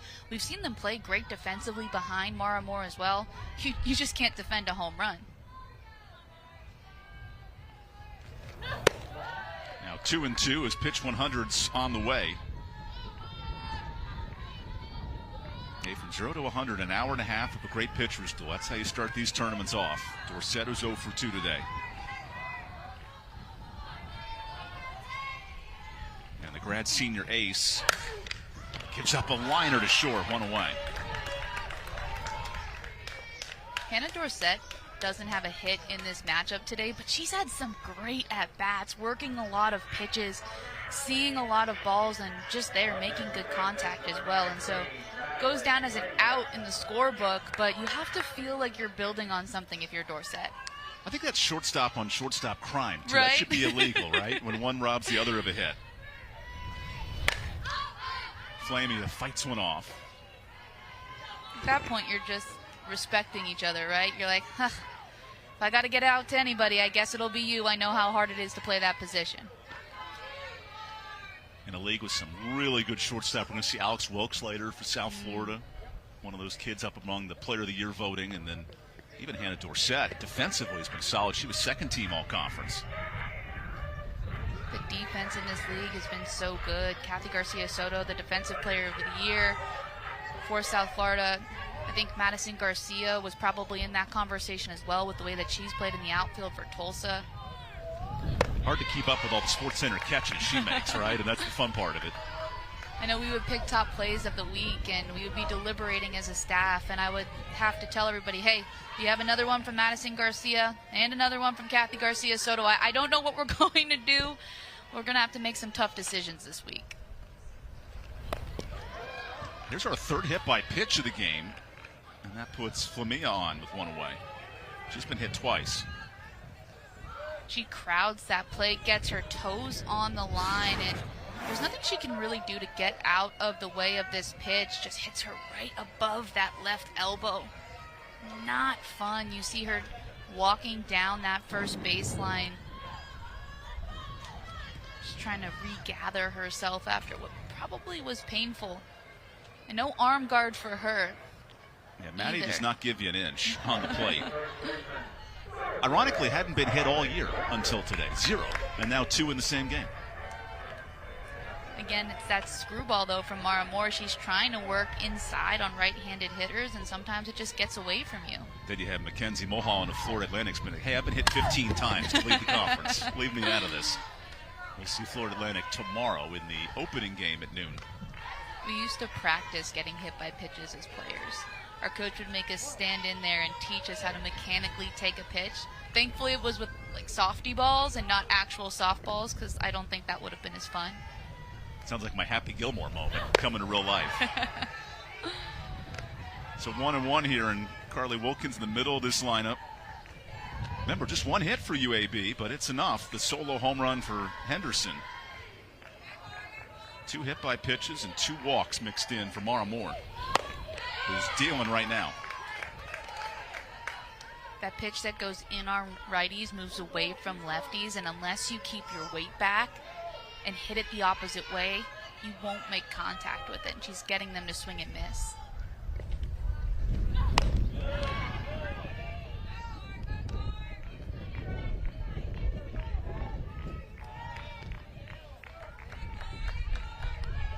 All the close one-run games that UAB has lost, you would think any bit of insurance could be huge. They have 4 losses in the league by 1 run.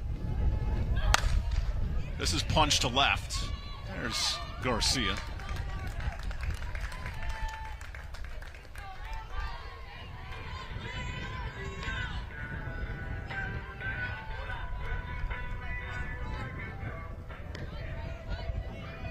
Nothing beats a good outfield celebration, too, right? The hidden sign language of outfielders celebrating outs. Listen, you have to have a handshake with every other outfielder and occasionally your middies as well. With the former outfielder, Maria Travelpiece, Evan Budrovich here. Savannah Collins roaming the sideline for fun nuggets, including our braiding session we learned about today from UAB. If it gets hot enough, I might need someone to braid my hair to keep it off the back of my neck, especially when the sun is beating down. We'll get into the 80s later today. Oh, the middle of the day games. We might need to link up there with UAB. Slow roller and inning over. Tulsa, though, down to its final 6 outs, chasing a run in this playoff opener.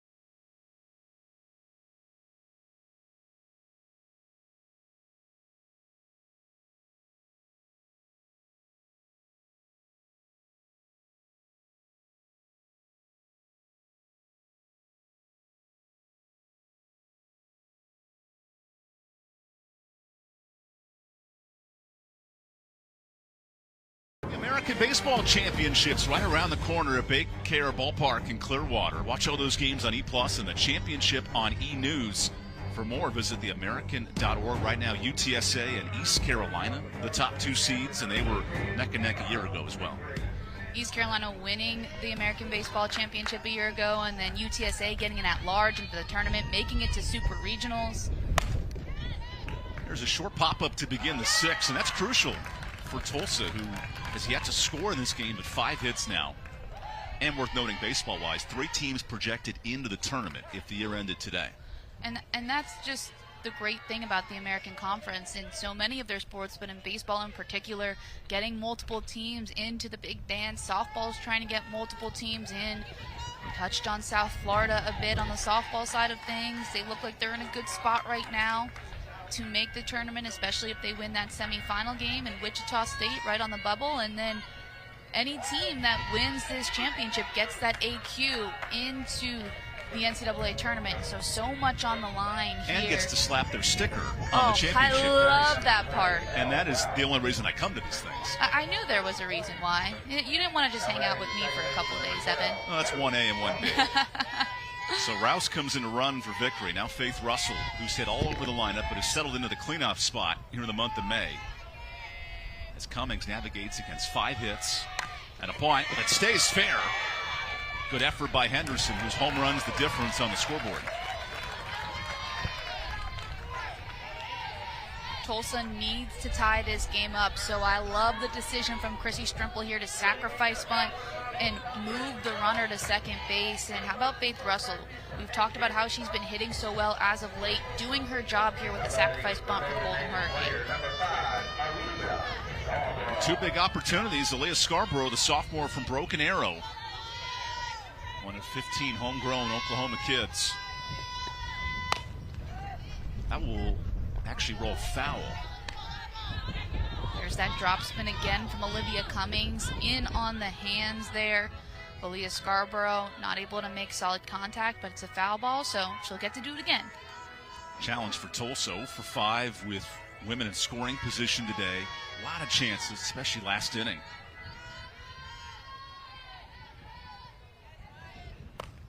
Now a pop-up. Henderson almost found it. Quickly 0-2. Boy, those give you a heart attack as a coach, the other fielders, the batter, and sometimes the catcher just doesn't see it quick enough. Lots of breath held and then released.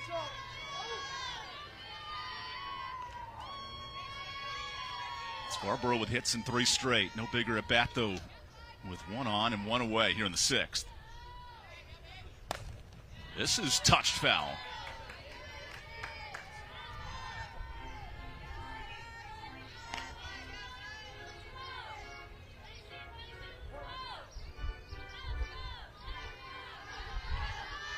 Ella Rouse in a run. Good time speed threat. And here's Cummings at just 70 pitches. Almost tots up a K.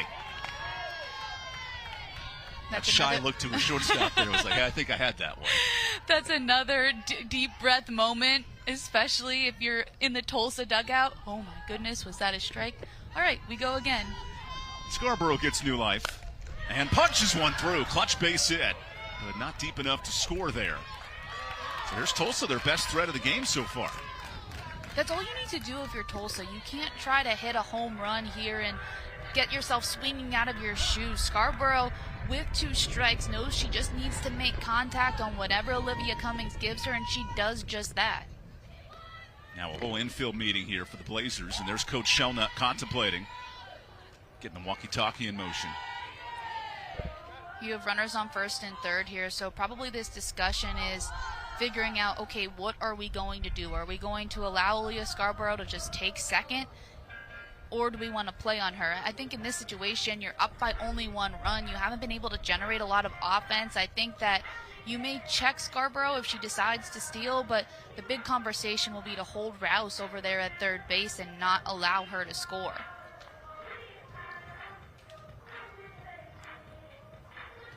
Everyone can lip sync great music, right? I mean, that has to be part of the permissions of being in this conference tournament. They're playing Justin Bieber, Baby, and if you don't know every word to that song, I don't know where you've been living for the last 10 years? 10 years? Yeah. At least. At least. Oh no, we're really going to date ourselves here. Although he's making a comeback. Did you see his Coachella performance? He's back on tour. I love it. Bieberchella. Call me a believer. Can Tulsa jump on the bandwagon here? 2 on, 1 out. And Amber Turner's turn. Amber hacking. Good stop by Flame and a better throw. That's a nice play from the third baseman. That is huge if you're UAB. Runners on first and third, less than 2 outs. Madeline Flamia over there at third, checking Rouse, making sure she still gets an out. Now you have 2 outs with 2 runners in scoring position. Winning plays from a veteran third baseman. And now Macy Cole gets a chance. She hacks right away. This is tricky and a nice catch. Shira, the all-conference outfielder, saves a run. We go to the 7th. UAB hanging on up 1.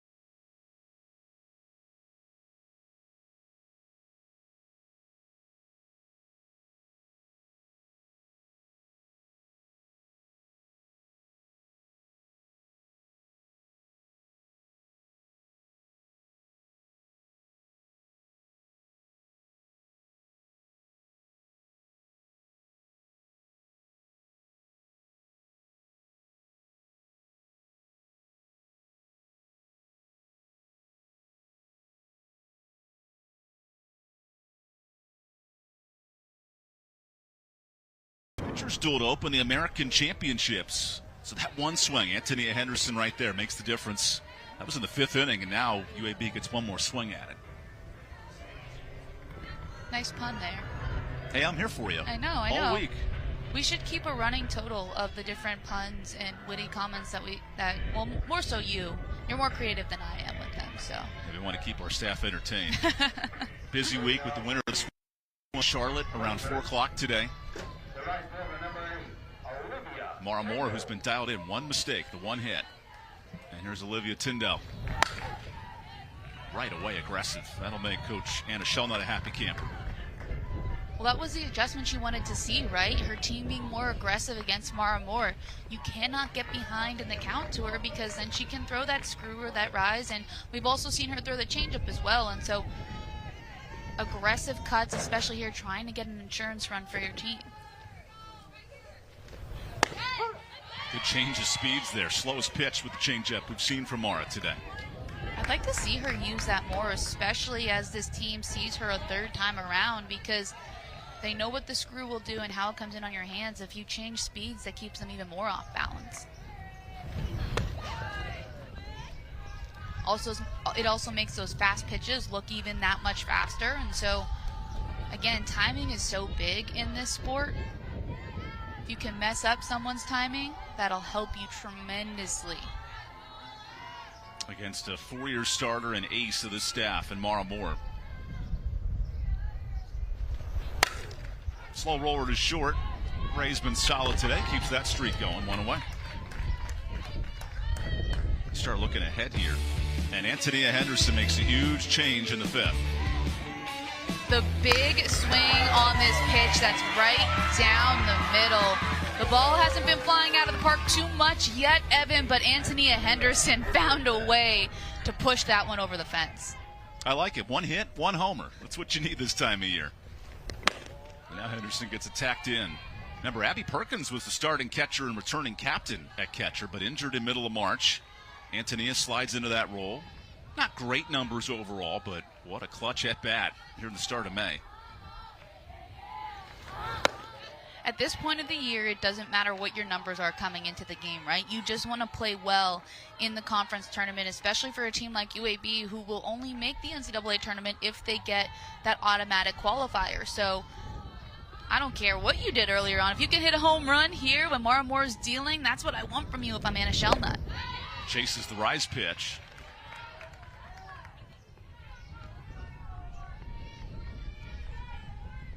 And you hear that it's a game of inches a lot, right? And so how can you utilize capitalizing on those inches when they're missed? And UAB, who had a 6-game losing streak right before the end of the season, got a big win Saturday, their final day of the year. Just a little bit of spark for a program that was at one point as high as a 6 seed, but had fallen back, losing series to South Florida and then most recently to Florida Atlantic. They're free swinging today. One hit, it's all they need with a 1-out walk. You almost wonder if Mara Moore is pitching around Antonia Henderson just because she's the only hitter in this Blazers lineup that has really spotted the ball off her well. And so it's one of those walks that Chrissy Strimple talked to us about. Hey, if you put them on, no, you don't really want to, but maybe it's less damage than if you allow them to swing. A little special pitch runner action. Zaylin Tucker, the Trussville, Alabama native, comes in. It's that time of the game where you're pulling out all the punches, right? You are up by a run, but you want some insurance, especially against the Tulsa offense that, as we've mentioned, can hit the doubles, can hit for some power. And so put in your speed, utilize all the pinch hitters and pinch runners you think you need in this instance. So now all 4 freshmen have played for UAB today. This bunt just foul. Vickery almost caught that.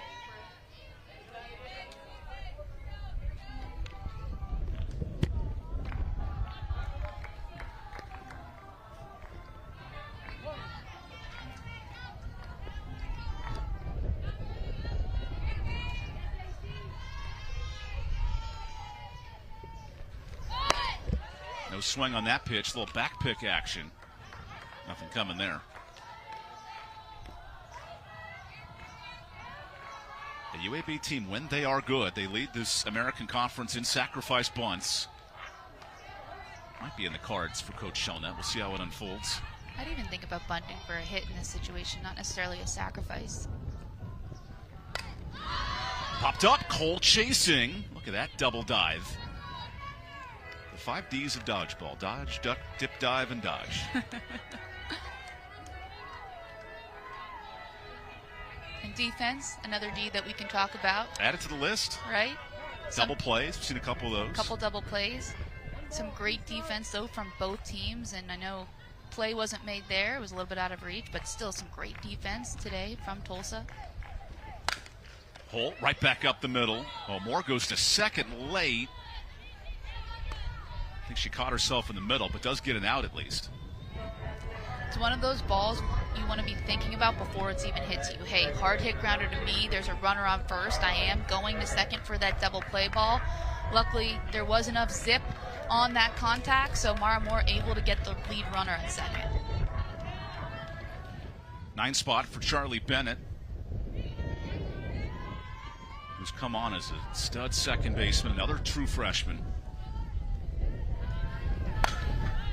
This is competitive as it gets, according to the staff. They love her feisty nature, especially defensively. That's the kind of person you want in your 9 spot as well, because that is such a key part of the lineup, trying to make sure you get back to the top of the order or have base runners on for the top of the order. So you want somebody that's competitive, that's going to fight and battle for you.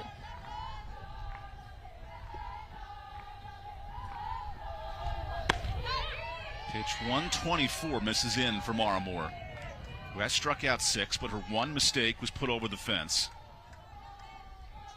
And you see Bennett, she's been great with runners on all year. High walk rate, good hitter with 2 outs.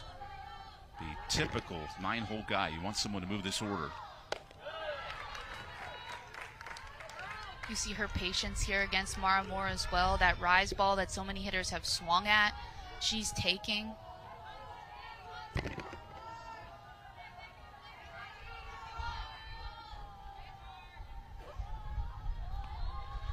Runner breaks, hard hit to third, and Macy Cole is all over it. But Tulsa has some work to do. Down 1 as we enter this final frame.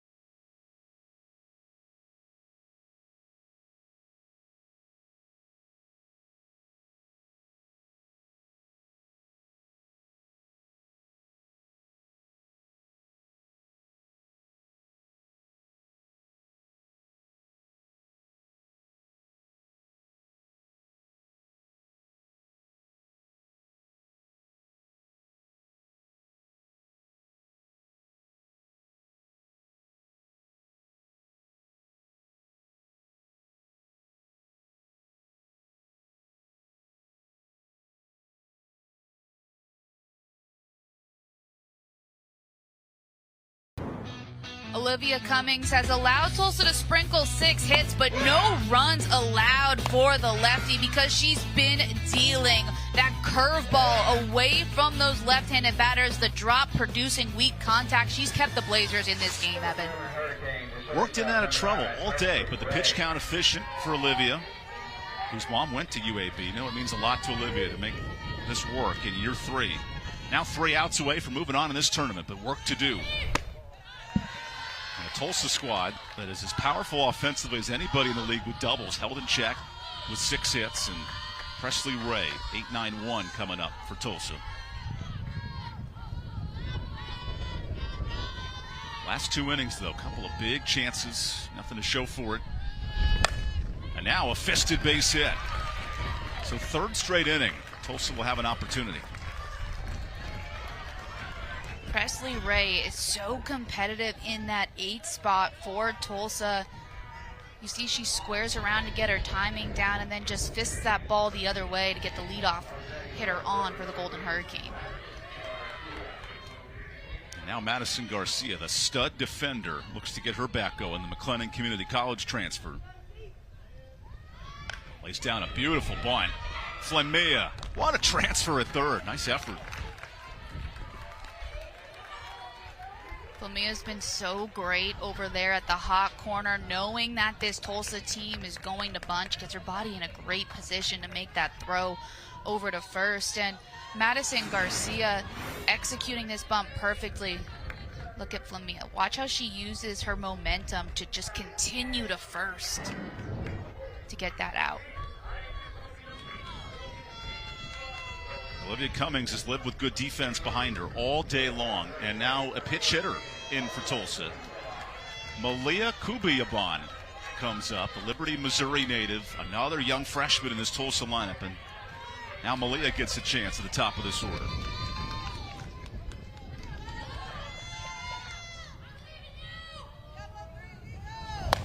Slow roller. Dorsett lets it fly. Nice throw, runner to third, and in there. So that's the tying run now at third base. How about the strong throw from Dorsett over at shortstop? This ball hit deep in the hole, throwing off her backside to generate some momentum, and that's a huge second out for UAB.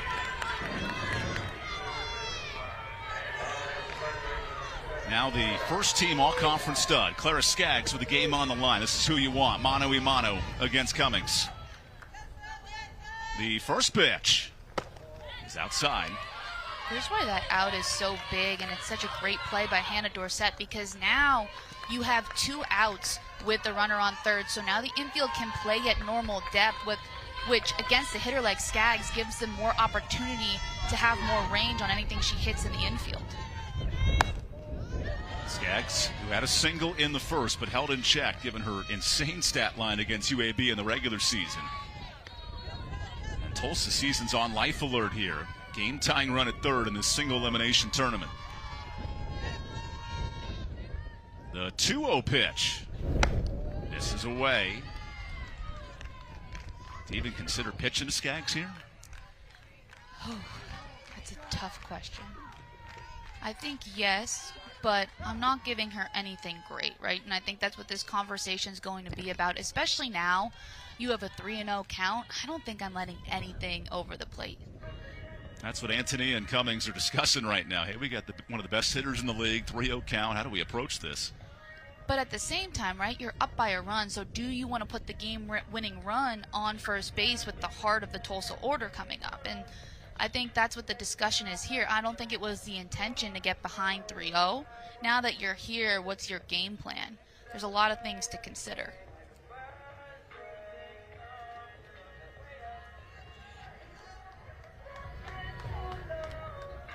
This has been a calling card for UAB when leading late in games. They're 14-0. When they get ahead, they put teams away.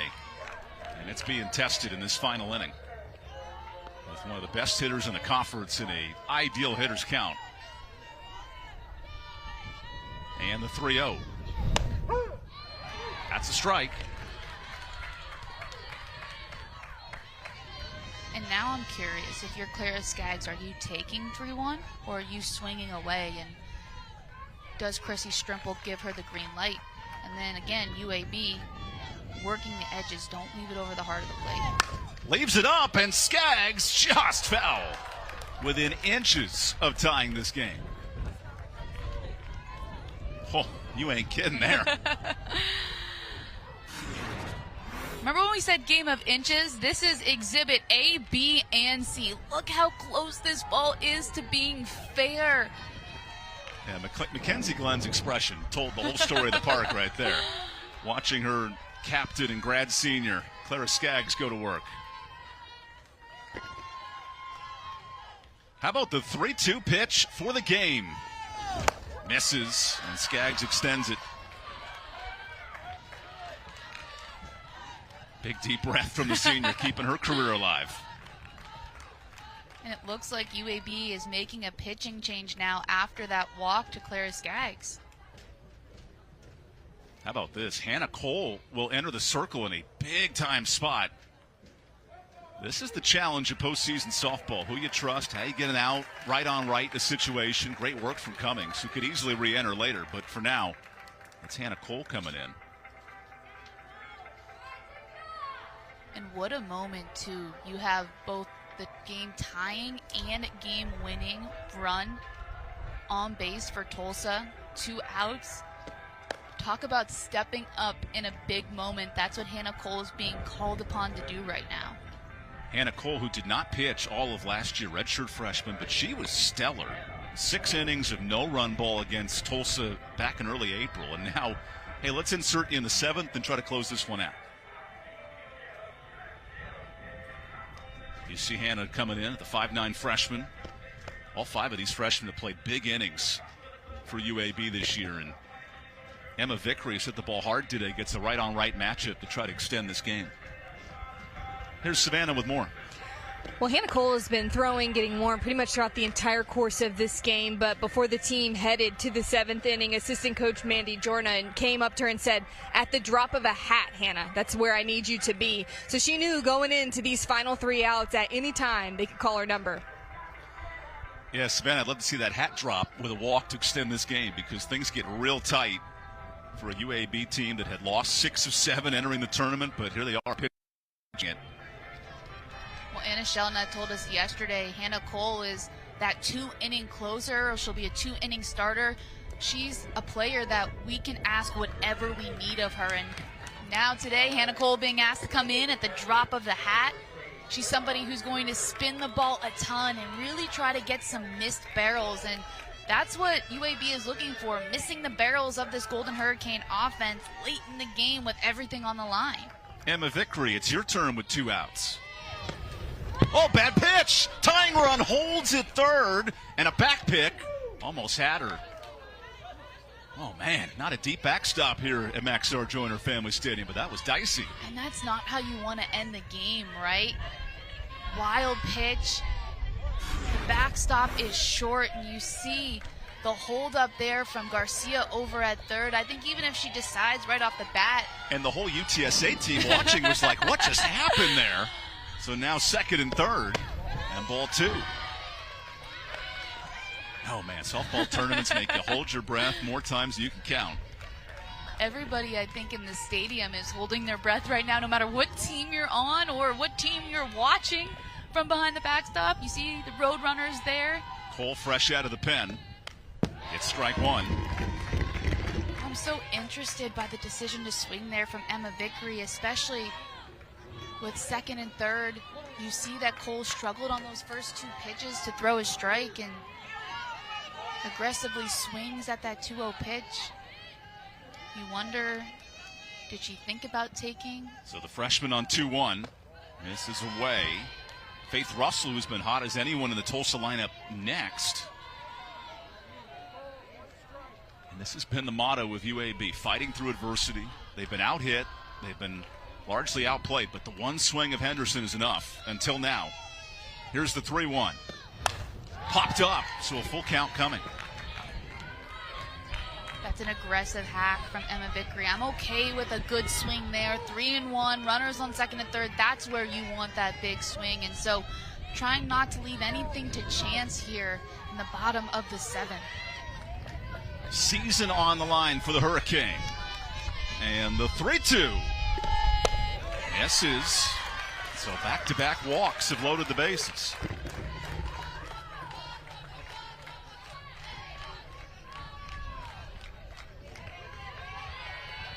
And it brings up Faith Russell, who when we were talking to Chrissy Strimple, she said, there's one player I want to shout out, and it's Faith Russell because of what she's been able to do as of late for us. So Coach Strimple with the person that she wants at the plate right now. Here's Cole's first pitch.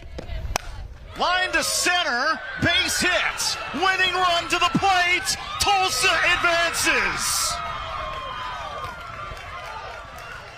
Hurricane fighting all day long, and a 2-out knock from Faith Russell. Enough to move on.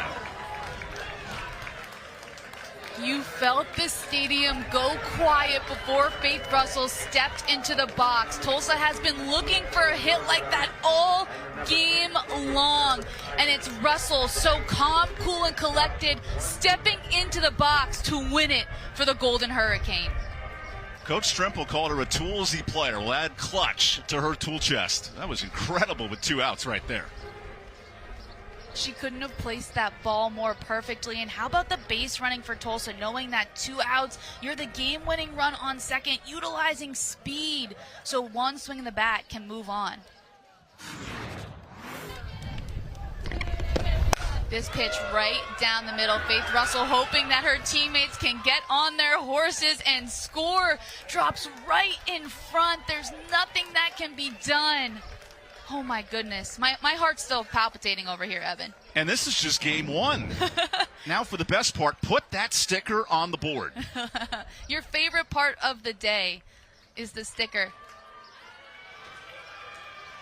And, of course, Faith Russell gets to put the sticker on. As she should. All those chances of runners on base. And Tulsa delivers in the last inning with the last strike.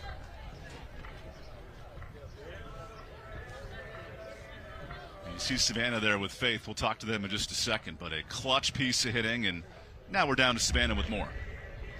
Faith stepping into the AB that you knew would be the most important one of the day. What was your approach and going through your mind? My approach was first pitch strike, I'm swinging. We had nothing to lose at that point down the whole game. We were hitting but just couldn't string them together. So I was just trying to just get a hit for my team. So.